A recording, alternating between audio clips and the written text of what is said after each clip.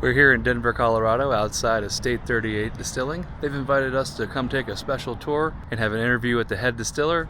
Guys, I'm really excited to get in here and try all their excellent spirits. See you on the inside. Hi, I'm Don with State 38 Distilling, and welcome to our tasting room and distillery. So, one of the things about State 38, we are named for Colorado, the 38th state. Very excited to represent Colorado. One of the things that we uniquely do here is we produce 3 different spirit lines. We have 4 different whiskeys, a bourbon, a rye, a wheat, and a peat smoked. The peat smoked is our scotch. We do 3 agave spirits, a Blanco Reposado Añejo that we actually ferment and distill right here in Colorado. We've been doing that for the entire life of the distillery. We were fortunate enough to start in 2013, so we've been around for 12 years now.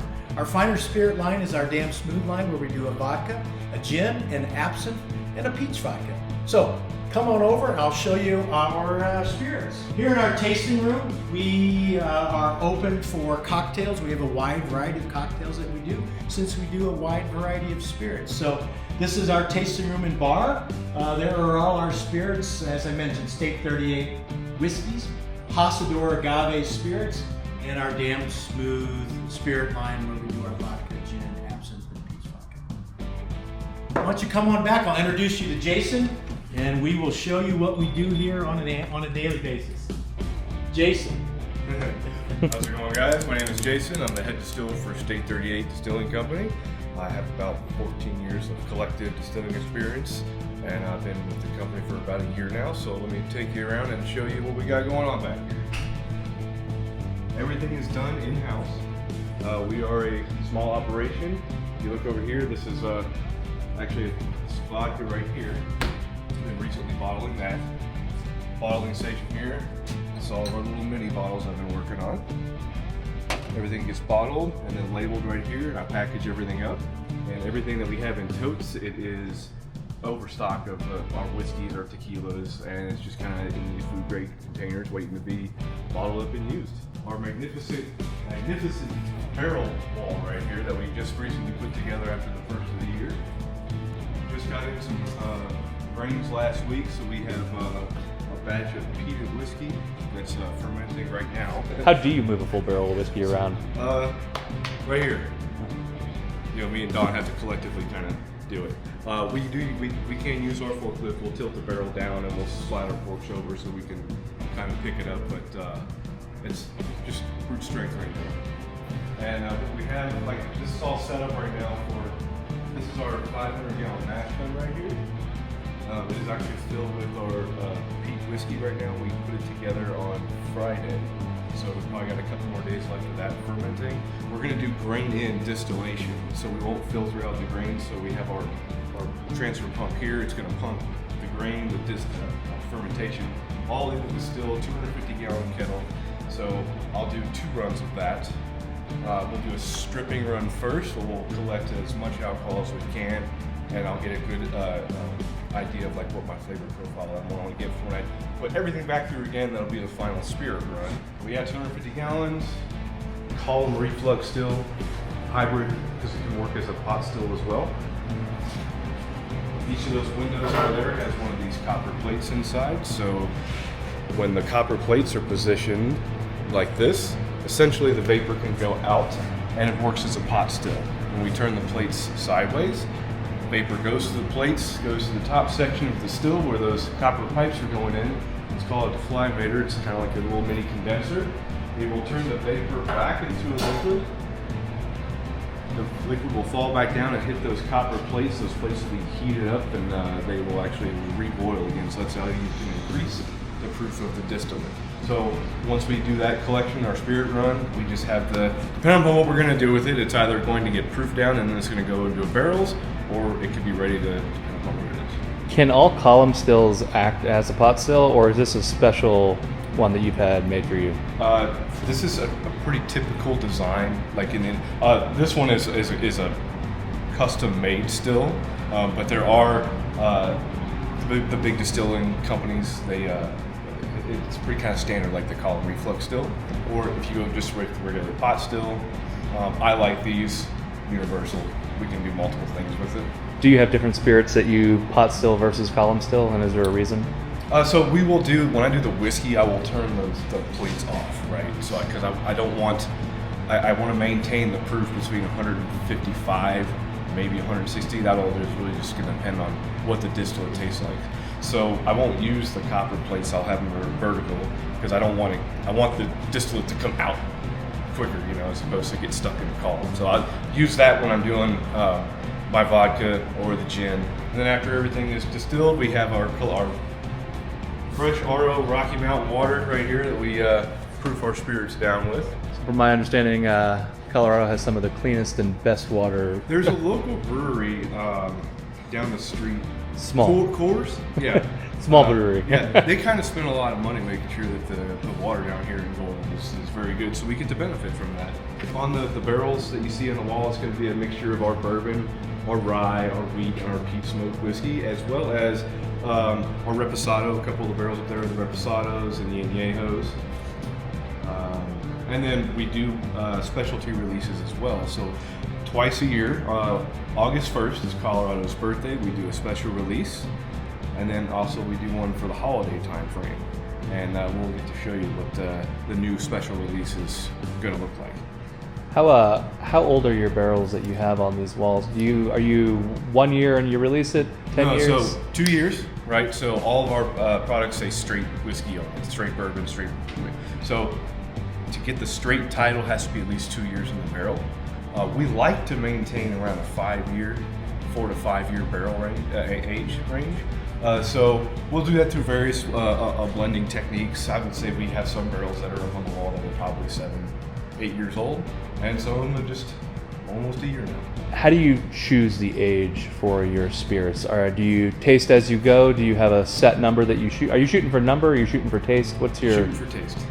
So the way I see it is that an old whiskey doesn't mean it's a good whiskey, right? So we're constantly tasting things. That's actually part of like our blending project with our barrels is we might find a barrel that is not, we'll say the best flavor profile. But then you find its perfect match to where when you blend those barrels, it makes something really incredible. So that's what we're always just striving for. Of course, we're gonna do the 2 year age yoke, so we keep the straight whiskey label.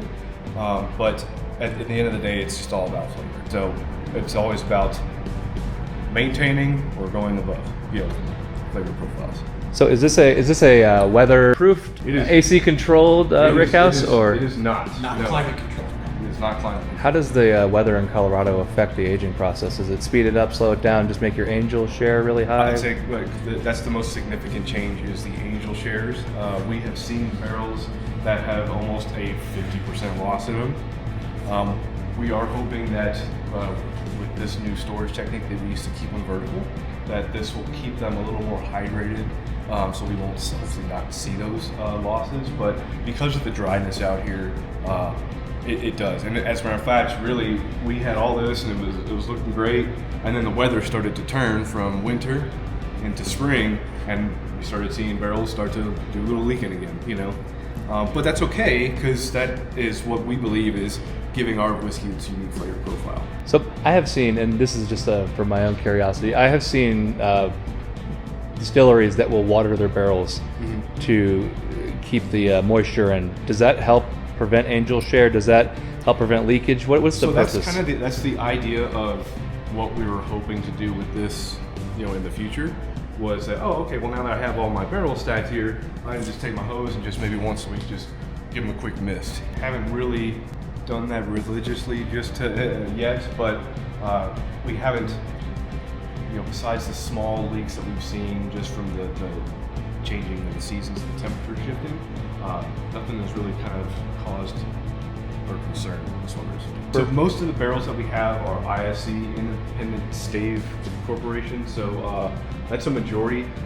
You're gonna find a kind of mixture of barrels on this wall because, as everyone knows, during the wonderful COVID pandemic time frame, bigger distillers were just sucking up the barrel, keeping them for themselves. So we just kind of had to get barrels wherever was available.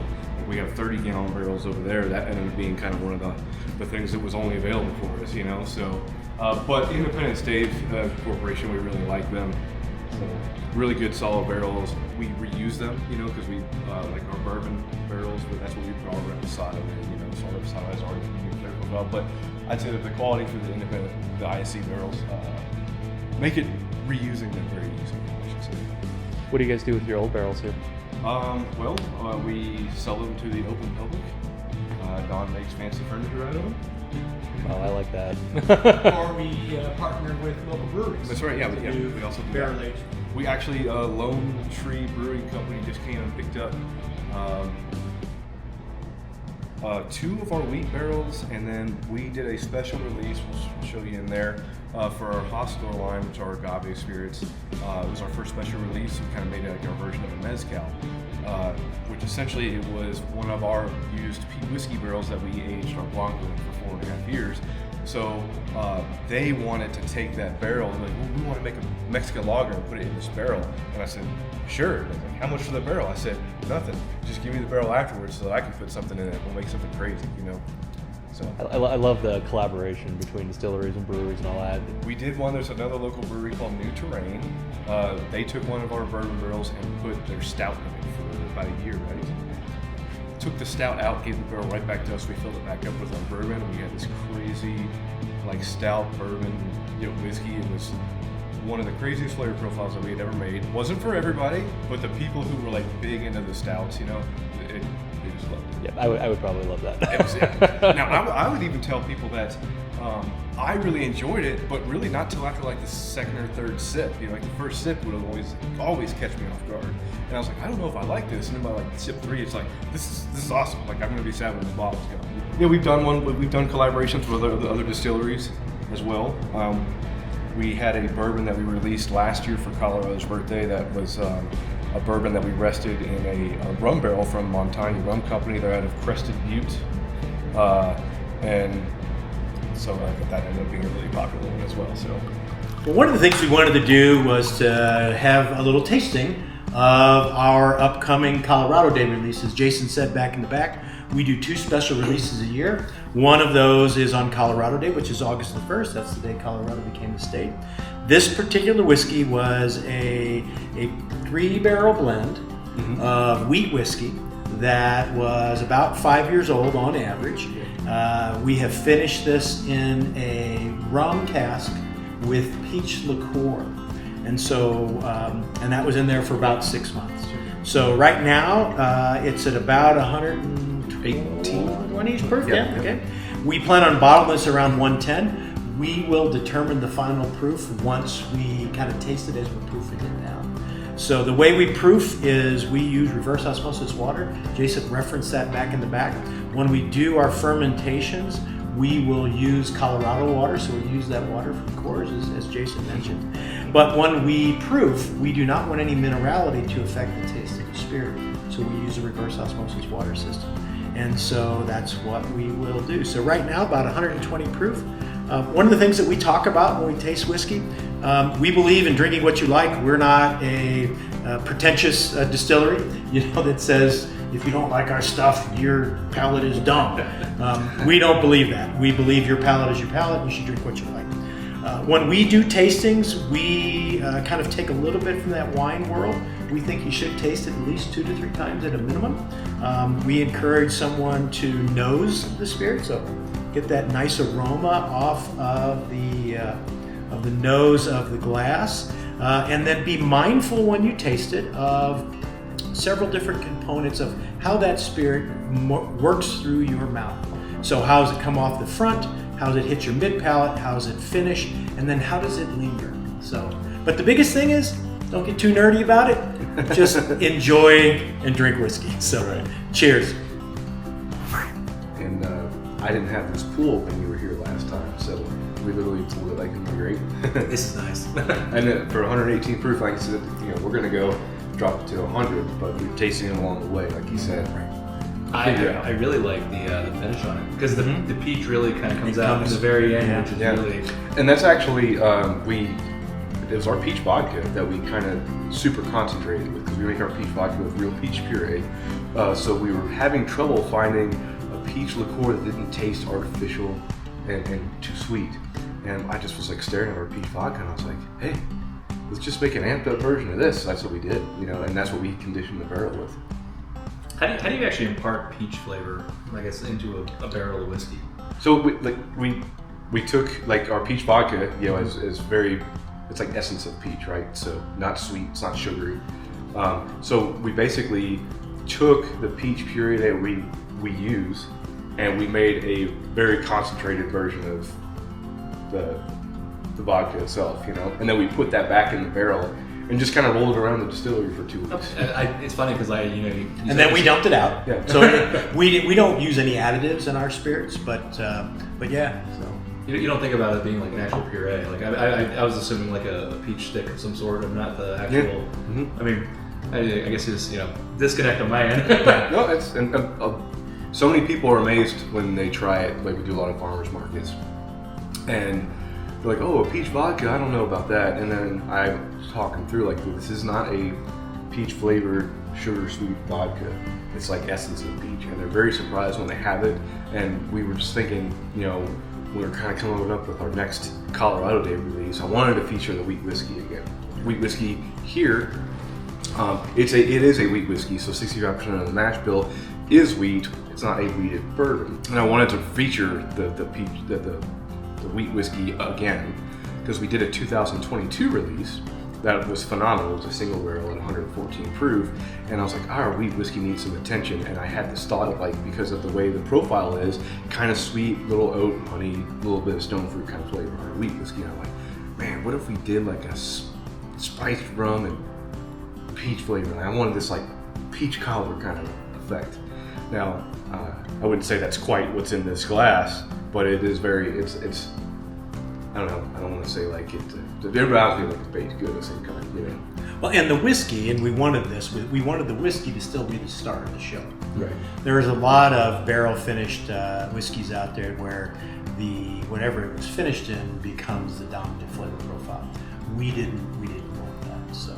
Right, where you get that flavor and it's so heavy it just bullies the rest Right, of everything. exactly. And really just the way you described it, like you smell the peach, right? And then it lingers on your palate afterwards, but the whiskey flavor is still there. It's like the whole peach and a little bit of the spiced rum is supposed to kind of just be a little, hey, we're in here too, you know, but. That's it. This has got an amazing flavor, and I love. It's got a really nice like medium to long finish, which is great, you know. And then for me, I'm a sucker for anything over 100 proof. So you said you proof it. You said you proof it down to a certain. Do you guys go all the way down to 90? Do you go down to 80, or do you stick at a certain proof that you have a favorite? So our whiskeys are at 90. So our peat smoked whiskey is at 80 proof. The special releases we always go no less than 100 proof. Yeah. Never really know when we're going to land on because we slow proof it, right? So a little bit at a time. Like I haven't added any water to that since Thursday of last week. It's to let it rest so that we get a good flavor profile, and we'll do it a little bit at a time, right? So if we end up landing this at 100 proof, right? Like I'm not going to go just because it came out of the barrel like 128. Like I don't like, okay, water 100 proof because you can overproof it. You go do it too fast, it kind of burns the spirit a little bit, you know. So we just do it like in, you know, 5-ish increments. So just for my own the proofing process, nobody really ever talks about. We know you add water to a higher proof spirit. Is it just you're pouring it into the barrel? Do you have a special, I guess, collection container that you empty the whiskey into, and then you're adding water into that container and tasting it from there? How do you I guess the process of proofing it? So we'll like the totes, you know, that we have back there. Like let's say we're gonna empty 4 bourbon barrels, right? So we'll empty the 4 bourbon barrels into the tote. Now, before we do that, we actually pull samples from each of the barrels. Me and Don will have like a week or 2 process of tasting them and figure out how we're going to Tasting and blending. Yeah. So when we're happy with the ratio that we want, then they'll go into one of those big totes back there. We give it a good stir, you know, and then at that point, we'll proof it in that container. So this one here being a single barrel, we have smaller containers that are stainless steel, and it's proofing in one of those right now. So if people wanted to actually buy some State 38 whiskey or any of your products, how can they go about finding you? We are distributed throughout the state of Colorado. All of our spirits we sell here in the tasting room as well. All of our special releases are exclusively here through the tasting room. But most of the larger retail liquor stores here in Colorado will carry our spirits. You can certainly purchase it on our website, but it's for in-person pickup only. One of the comments about Colorado Day, we have partnered with a local golden artist. His name is Jesse Kropp. We commissioned him to do a landscape painting, and you will see them throughout the distillery here. This year's is right up there, and that will be the label. We really like that artwork to kind of be the centerpiece for the bottle. We have some of our more loyal customers that will collect those, and they have them lined up on their shelves for the past 5 years. So yeah, That's fantastic. So they're able to get prints of the artwork that they take home. I love that. Yeah. And actually, behind you is that was last year's. Wow. It's very cool. How do you go about picking an artist? Is there a submission process? Or No. Jesse has been a long time supporter of the distillery. We love his work. We try to work with local golden kind of folks, and he's just done that for us for the last 5 years, and I see that continuing into the future because he's a well-known golden artist, and we do a lot of golden and Colorado-based landscapes and things. If people wanted to find Jesse, does he have an Instagram? Or He does. JesseCrock.com. Yeah, it's on our bottles as well as on our website. So Fantastic. yeah. So can you turn a barrel on its side and does it have to be lifted straight up and down? Does it have to? Can you lift it on the side, or can it be kind of rolled along? We roll. Yeah. I didn't know if we would worry about the staves kind of coming uneven or anything like that. The bung sometimes. Once the barrel's full and it's fully hydrated, yeah, you're in pretty good shape. Should go. Yeah. We had the agave nectar in 55-gallon drums, and I would say the whiskey barrel feels lighter than that. Oh, it is, because the agave nectar is heavier. Yeah, the agave Oh, is it all the sugar that soaks into it, or? Well, it is a thick, viscous syrup, so the density of that, I'd have to figure that out too, but it's a lot heavier per gallon. So State 38 has an extensive agave spirit line, and I have Jason here to kind of walk us through it. Tell us a little bit about what agave spirits are, and take us to a tasting and let us know what we should be tasting. All right, so I'm going to give you the world tour of our Hasador line. I don't remember if we talked about this earlier, but it was actually one of the first spirits that we started making as a distillery. So what we have is a Blanco, a Reposado, añejo, and this is an extra smoked añejo, kind of like our version of a mezcal. I'll explain a little bit about that guy later. So it's agave spirits. We have to call it agave because it's not made in Mexico, so we can't call it tequila, but it is made with 100% Blue Weber agave. We get it in a nectar form, so we don't actually get the plant. So what that tends to do is throw a sweeter flavor profile in. You kind of miss some of the earthy vegetal flavor profiles of a regular tequila that you get off the shelf. So I kind of tell people that it's almost like if tequila and rum had a baby, that's going to kind of what you're going to end up tasting. So Jonathan here is going to be trying every one of these down the road, and we'll talk about those as we taste. So we're going to start with the Blanco first. This is basically after the agave is fermented and distilled, it's ready to go right into the bottle. So this is fresh off the still, I guess you could say. So what actually makes it a Blanco? So Blanco it's like a silver tequila, right? So it's kind of like white, so it's clear, and it's unaged. And then when you smell it, you kind of get a tequila kind of smell to it, right? But it's not the same, you know? Yeah. It smells a little sweeter to me. Yeah. Yeah.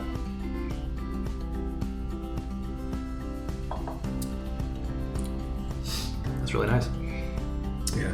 So when it comes to sipping tequila, and this is me for being a complete tequila newbie, Okay. is there a type of tequila that is built for sipping versus mixing?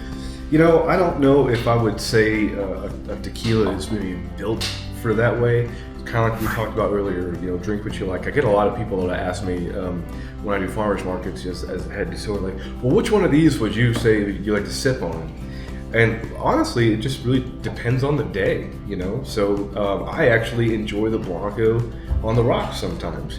Our añejo, which we'll get to talking about that, we kind of refer to that as like our fifth whiskey, and that's good to sip on. We have a lot of people that are concerned about any gluten allergies they may have or whatever, and this is a great alternative for them. Like, so we'll do Sazeracs with this, we'll do old fashions with it, and I'll talk to you a little bit more about that flavor profile. But I would say that it's just, like Donna says, we say here, drink what you like and when you like it.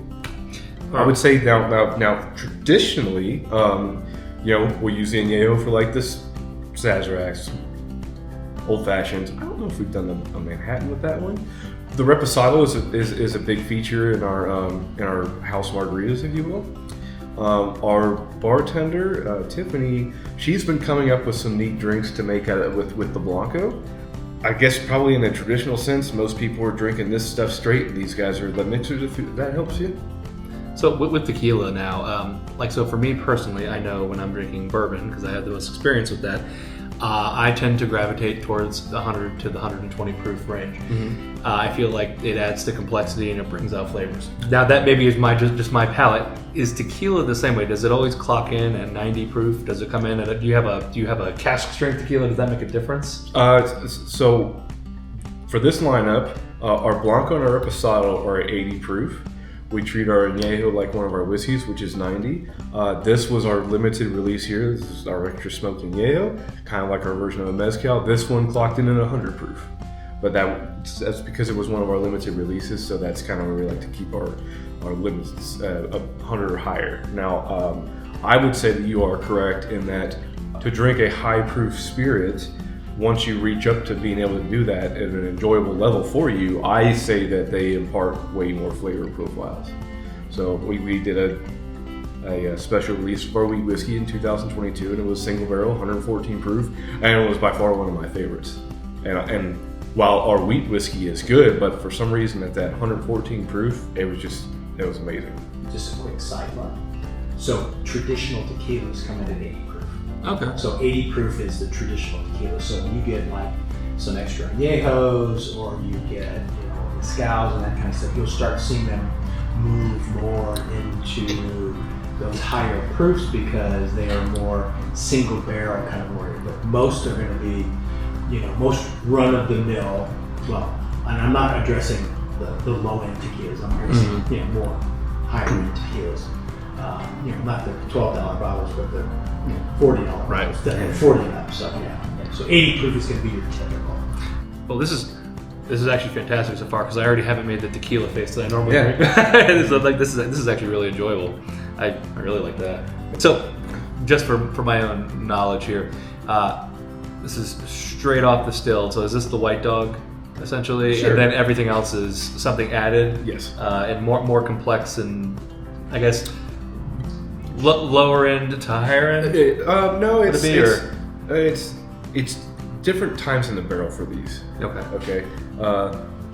They're all high end, but it's just different time in the barrel. So like the next one that you're gonna have is the Reposado. Okay, so the Reposado, it's unique to us because it's our Blanco that we put in one of our used bourbon barrels. So the Reposado is traditionally aged in a bourbon barrel, but because we use our own bourbon barrels, it imparts the flavor profile that we get from our bourbon. I like that. And this is 9 to 12 months. The Blanco rests in one of our used bourbon barrels. And this is the Reposado. That's the Reposado. Does it have to be a bourbon barrel? Can it be any? Can I use a beer barrel or anything like that? Used bourbon. Used bourbon. Traditional tequila rules are used bourbon. Okay. So traditional tequila. So the Blanco goes into a traditional used bourbon barrel, and now it becomes a Reposado. Yes. 9 to 12 months, as Jason said. Okay. Oh, I like that. I mean, Yeah. of course I would like that because it comes out of the bourbon barrel. That's really good. And this is you said 80 or 90? That's 80 proof. 80 proof. The añejo is 90. And it's when people ask me like, which one of these is your favorite? I was like, well, they're all kind of my favorite. I was like, I can't pick the flavor profile you like because I would tell people, oh, I like the añejo, but some people they absolutely love the Reposado. Yeah, the Reposado is really good. Yeah. I like that. This it's funny because like new to tequila, people talk about sipping tequilas. This could very easily be a sipping tequila. Oh, yeah. for me. So dumb question. When I'm sipping tequila, and of course, right, whatever everybody likes for their palate, but ice, Cuba ice, no ice, straight. Is there a correct way? Like if I go out to a fancy tequila bar and I'm like, give me a ball of ice in this, are they gonna look at me like I'm crazy? I wouldn't say so, because I feel like it's a pretty good mixture of people that either want their spirits neat or want a couple cubes of ice in it. You know, I like my spirits neat, but sometimes if I just kind of want something cold to sip on, I'll throw a giant ice cube in it. You know, but typically I like to drink my spirits neat, unless I'm obviously making a cocktail or whatever. You know, so perfect. But yes, so that one is real popular for our margaritas. And then the next one, so the añejo, right? So we break the tequila rules a little bit, whereas it's also supposed to be a used bourbon barrel, but we actually use a brand new oak barrel, which imparts more of the oak tannin flavor profiles into our añejo. So, and I actually really like it, and we have a lot of people that really enjoy the flavor profile that comes out of this guy. Now, he's going to be at 90 proof, and then it is essentially the Blanco that's going into new oak barrel for over 12 months. New charred toasted oak barrel or Yes. new oak barrel? New charred medium toast barrel. Can it be an añejo if it is not charred and toasted? I don't know.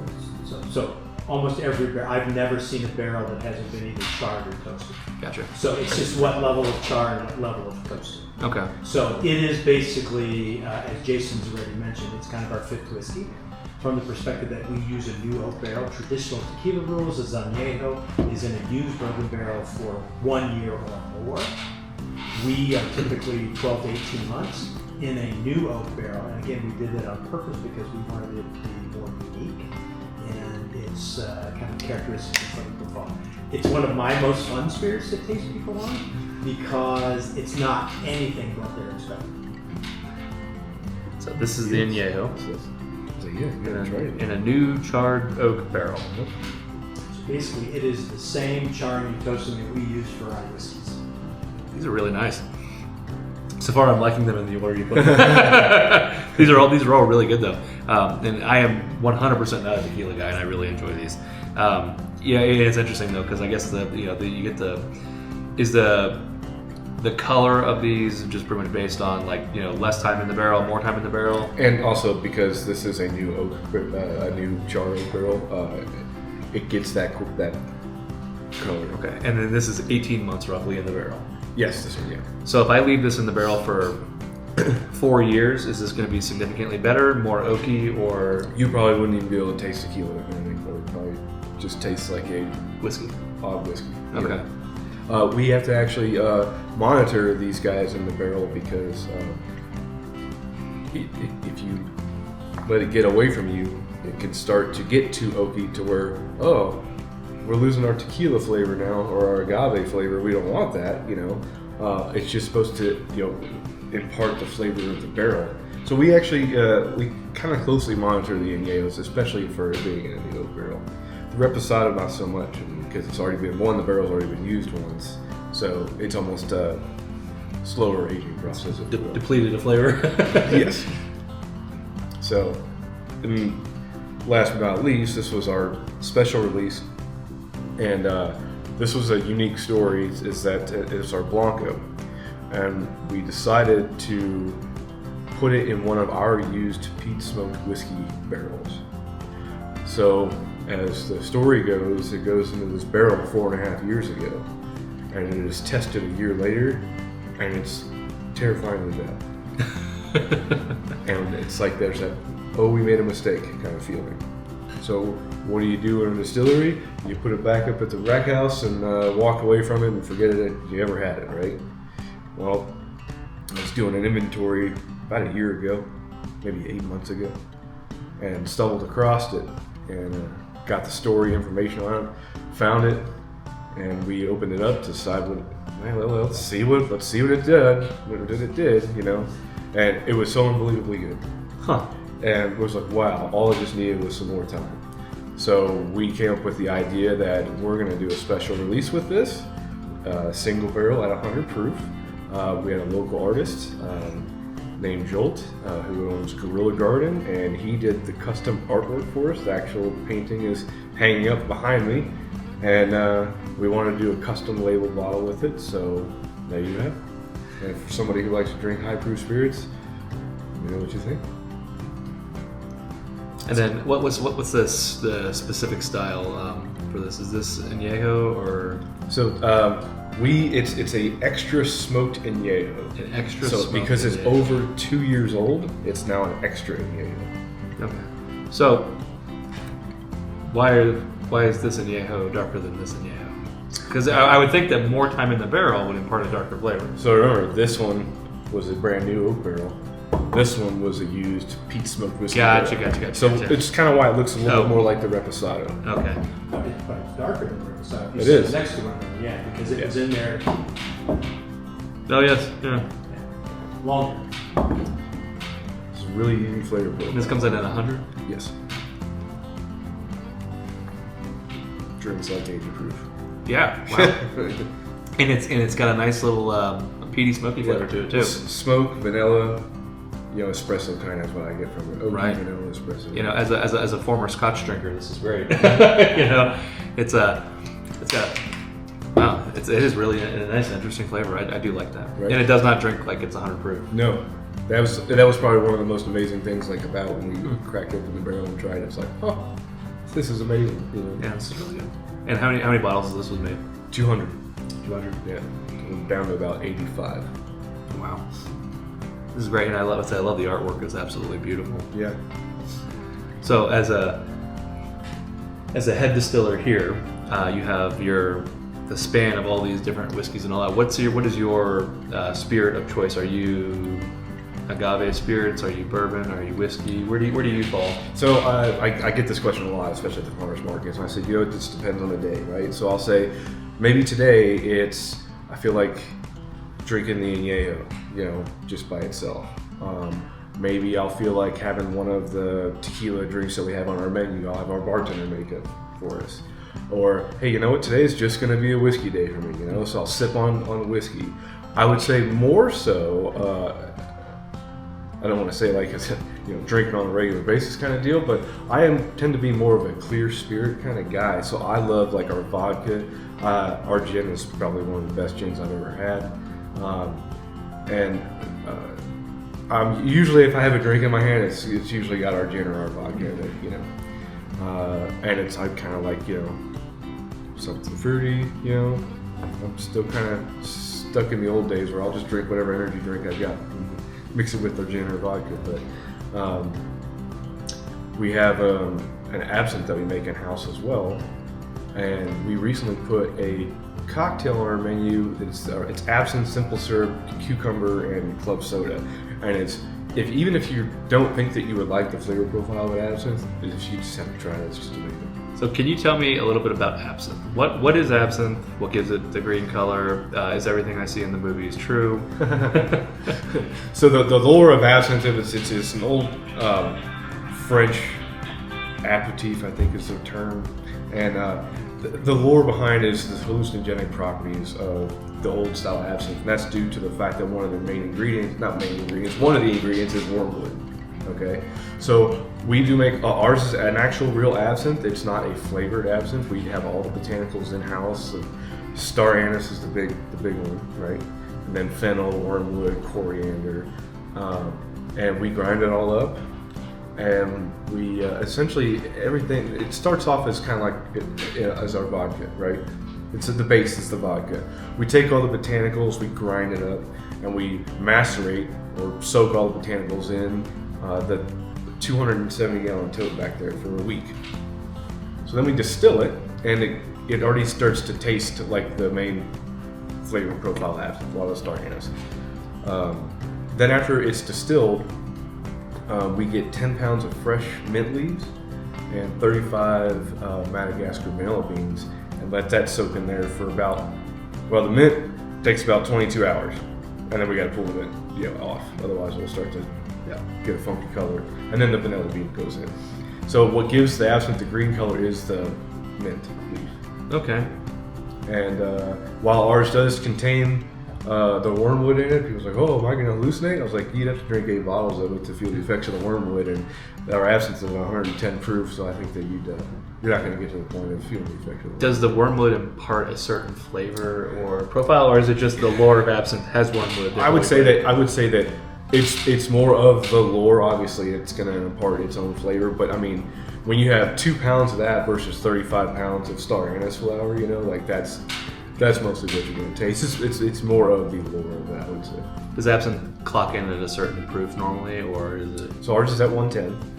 And now if you've ever seen like the absinthe drip, you know, where they pour it over the sugar cube, they light the sugar cube on fire. I actually have not seen Okay. that. So, yeah, we have that little lamp right there. You fill it up with ice water, okay?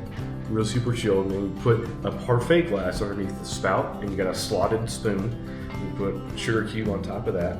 And then you take your 2 ounces of absinthe, pour it over top of the sugar cube, and then it goes into the glass. You light the sugar cube on fire, and the sugar cube just starts to melt and drop into the absinthe. And then when that's done, you take your little water spout over there, and you let the water drip in there down to the proof that you like it. That's really interesting. Yeah, and it starts to get like cloudy, green, and I've seen some people put a lot of water in it. I've seen people see no water in it. And then they'll take the slotted spoon after the sugar's all melted to give it a good stir, you know. It's a neat little presentation. All right, well, thank you very much for stopping by State 38 down in Golden, Colorado. Come by, pay us a visit. All of our spirits are available here. We also have a beautiful cocktail menu. Our bartenders here works really hard to put together some really fancy cocktails. I am always here, usually Tuesday through Friday, so if you come in on those days and you want to tour the facility or just want to hang out with me, I'll have a drink with you. See you next time.